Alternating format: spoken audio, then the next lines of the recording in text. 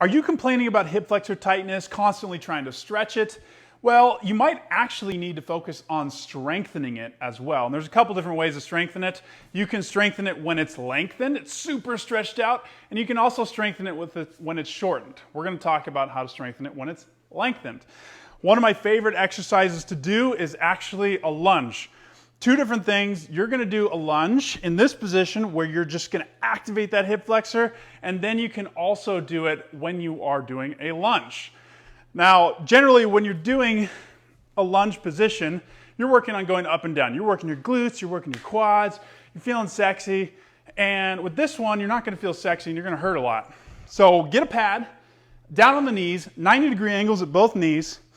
From here, you can hold on to something if you need to. You're going to tuck your pelvis under and squeeze your cheek.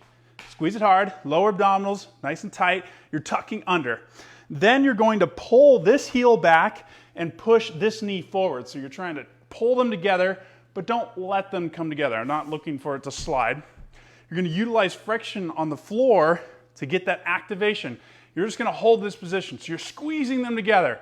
Now this is going to strengthen and activate the hip flexors, the rectus femoris, the psoas, iliacus, while they're in a lengthened state. And if you want to, you can reach up toward the ceiling, activating, and I'm reaching up, so you're getting that even more lengthened position. Focus on controlling breathing. Nice and slow, through the nose. And if you want to step this up even more and make it evil, get ready for a lunge. So you're going to do the same thing. You're going to pull the knee and heel toward one another as you're going up and down. So I'm trying to pull the knee forward, the heel back, and that's turning on the quad, hip flexor a ton to the point where I'm cramping right now. And that is awesome. That cramping means that the muscles are not used to activating in that lengthened range of motion.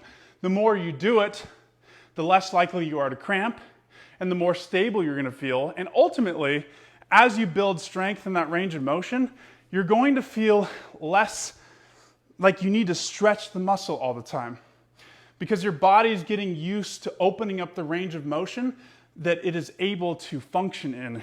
You're able to build strength in its fully lengthened state, and in another video, we'll talk about how to build strength in its fully shortened state. Ultimately, you're going to feel a lot better.